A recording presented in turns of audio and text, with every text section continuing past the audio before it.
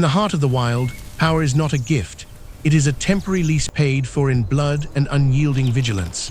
We often witness the dramatic collision of titans, where a buffalo stands its ground against a pride, or a leopard vanishes into the canopy with its prize.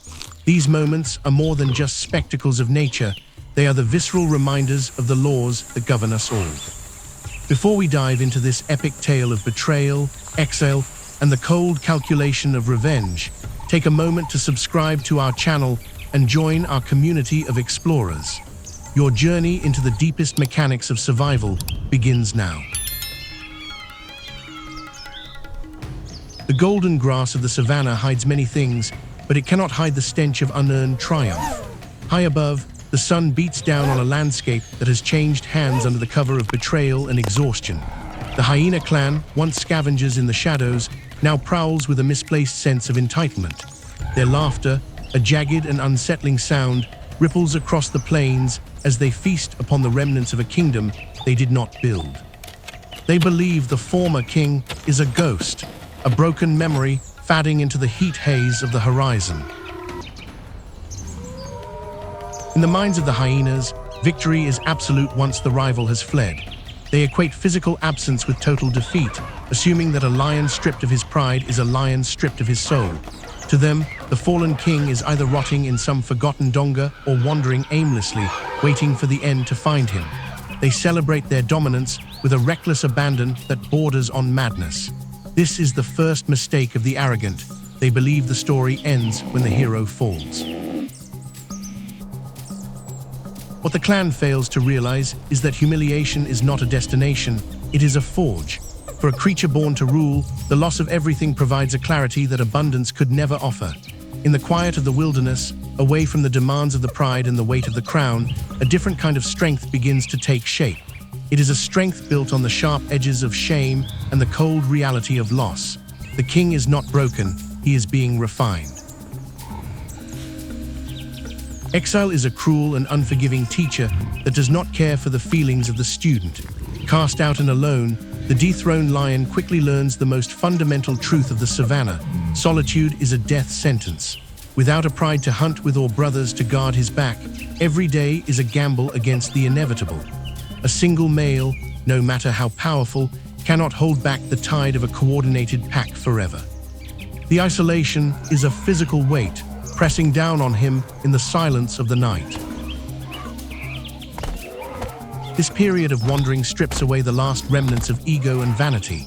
In the heights of his power, he relied on brute force and the security of his position to maintain order. Now those tools are gone, leaving only the raw machinery of survival. He must learn to move like a ghost, to hunt with a precision that leaves no room for error.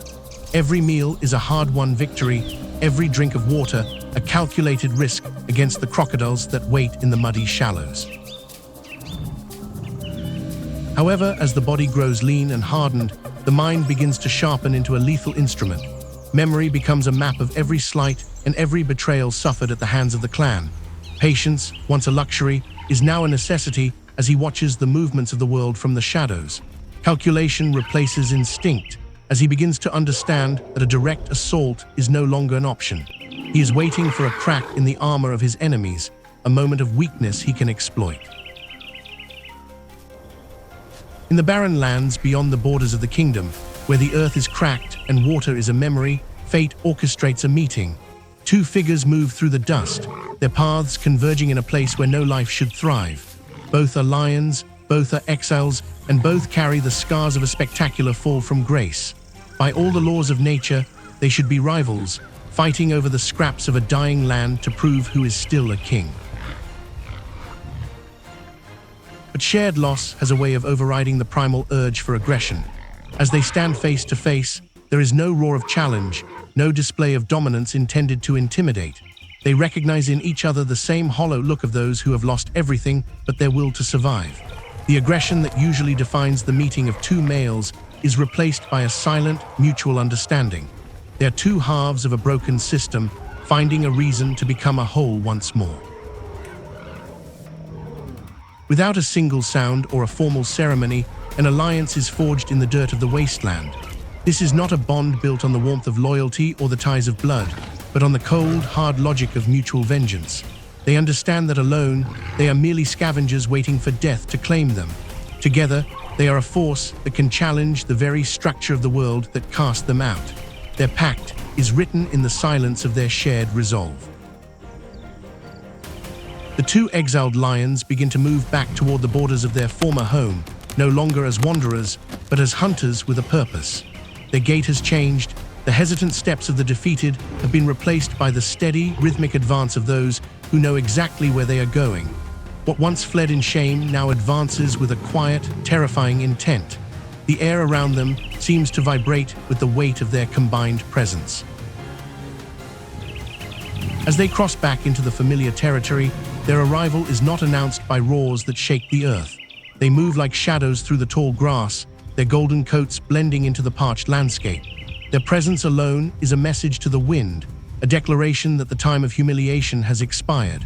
They are not returning to reclaim their land for the sake of comfort or status. This is a return for reckoning, a systematic dismantling of those who dared to usurp the throne. The purpose that drives them is a singular burning flame that ignores the hunger in their bellies and the exhaustion in their limbs. They have moved past the need for recognition or the desire for pride to follow them. At this moment, they are the embodiment of consequence, the living proof that power is never truly lost until the heart stops beating. Every step they take is a heartbeat closer to the center of the clan's stolen empire. Deep within the heart of the stolen territory, the Hyena clan has grown soft on the spoils of their victory.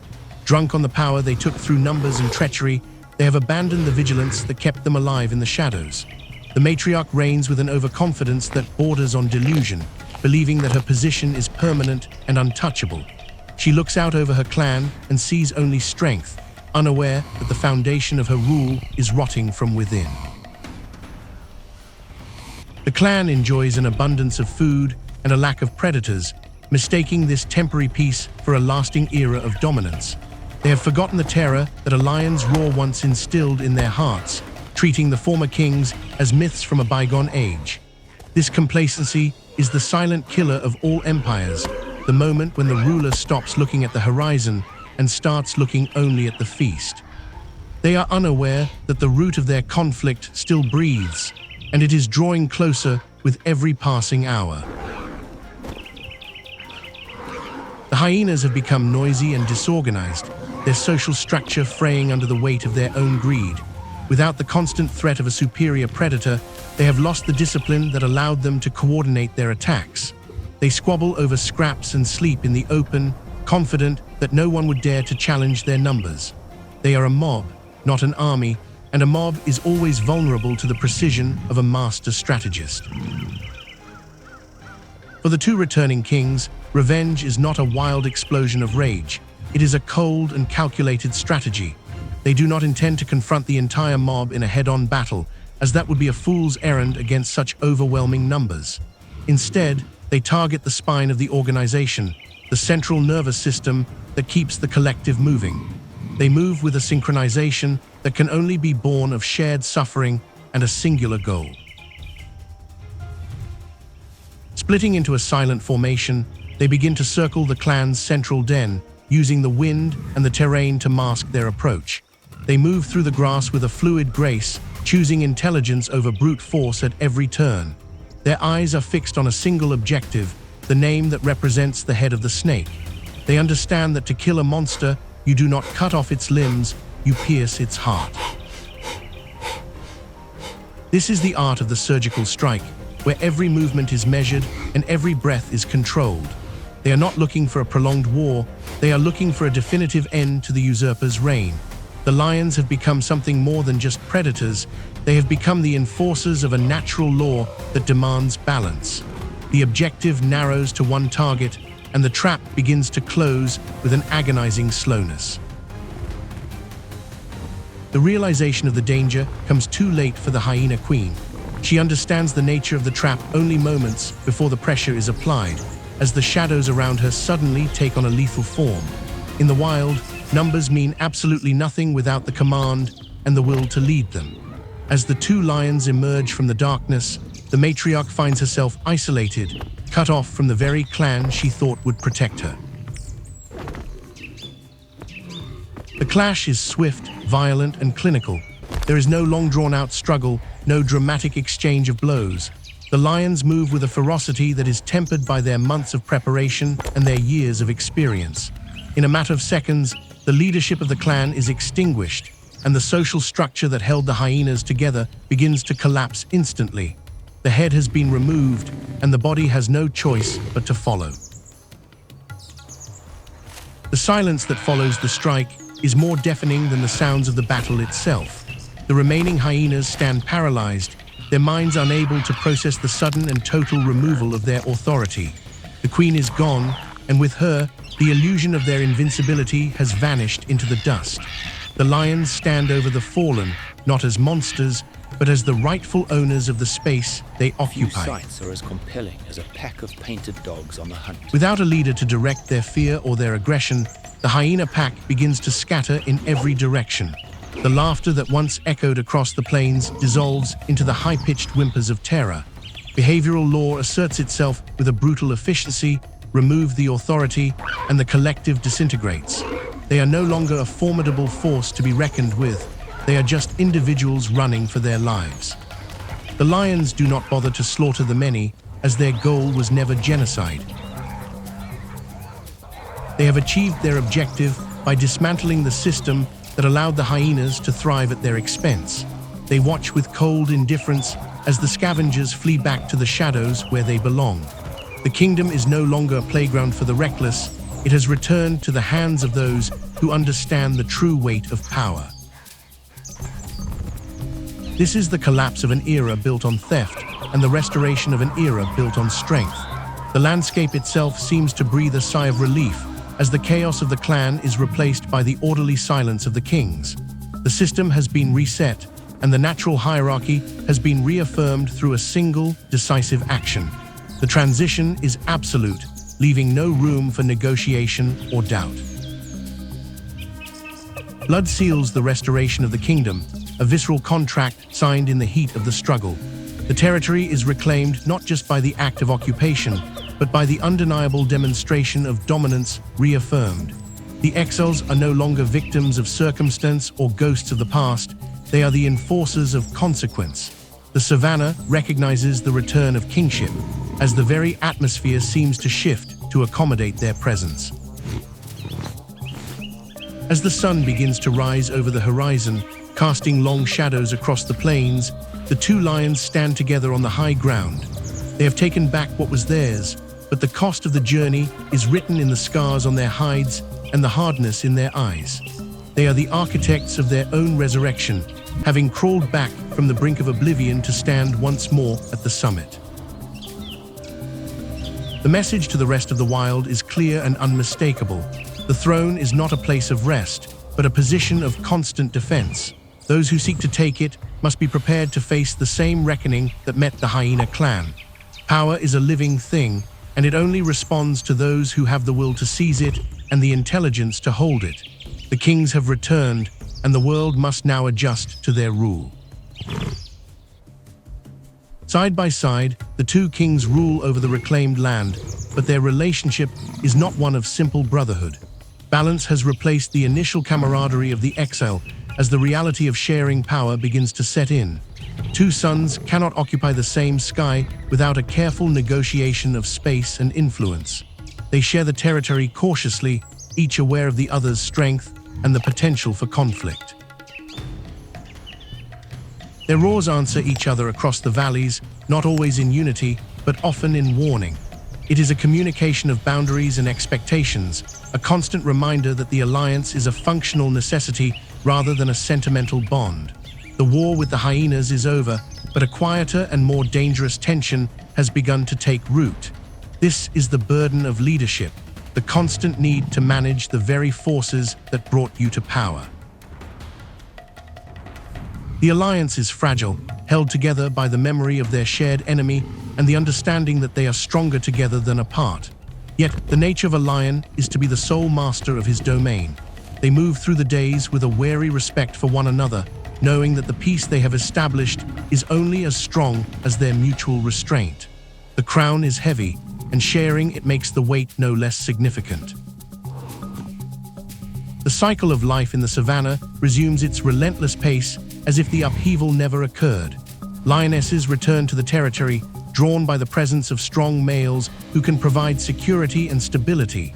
Soon, the sound of cubs playing in the grass becomes a common occurrence, marking the birth of a new generation. This new strength grows under the shadow of the shared rule, a testament to the resilience of the species. Beyond the borders of the kingdom, in the lands where the two kings once wandered as exiles, younger males watch and learn. They see the power and the prestige, but they also see the scars and the constant vigilance required to maintain it. Every victory achieved by the current rulers is a signal to the future challengers that the throne is a prize worth fighting for. In nature, no throne is permanent, and every king is merely a placeholder for the next. Is it worth questioning? The lessons of the past are passed down not through words, but through the lived experience of survival. The cubs learn the value of the pride and the danger of the lone wanderer. They learn that the hyenas are always waiting for a moment of weakness, and that the only true security is found in strength and strategy. The world continues to turn, and the drama of the wild prepares for its next inevitable act. The revenge of the fallen kings has closed one chapter of history, but the story of survival is one that is written endlessly. The alliance that saved them today may become the rivalry that destroys them tomorrow. Allies are often just enemies with a common goal, and once that goal is achieved, the old instincts are never far beneath the surface. As the savanna breathes under the heat of the sun, the air is thick with the scent of both life and death. The question of who will rule next is one that lingers in the heat-soaked air, an unspoken challenge to all who aspire to greatness. The blood-soaked throne is never truly empty, even when a king sits upon it. It is a seat of constant transition, waiting for the next individual with the heart of a lion and the mind of a ghost to claim it. The landscape remains indifferent to the names of the rulers, caring only for the balance that their presence provides. We are left to wonder about the nature of power and the price we are willing to pay for it. Is it better to rule in a fragile alliance or to perish in a lonely exile? The answer is as old as the earth itself, written in the dust and the bone of those who came before. The journey of the two kings is a reminder that even in our lowest moments, the potential for a spectacular return is always within reach if we have the patience to wait and the courage to act. As we conclude this journey through the harsh and beautiful realities of the wild, we must look at our own lives and the challenges we face. The story of the fallen lion teaches us that humiliation is not the end, but a preparation for something greater. It reminds us that strategy and patience are often more powerful than raw emotion or brute force. When you find yourself in your own version of exile, remember that the mind can be sharpened even when the body is tired. Thank you for spending this time with us today, exploring the profound depths of nature's laws. Do not forget to subscribe to the channel and hit the notification bell so you never miss another episode of our deep dives into the wild. Until next time.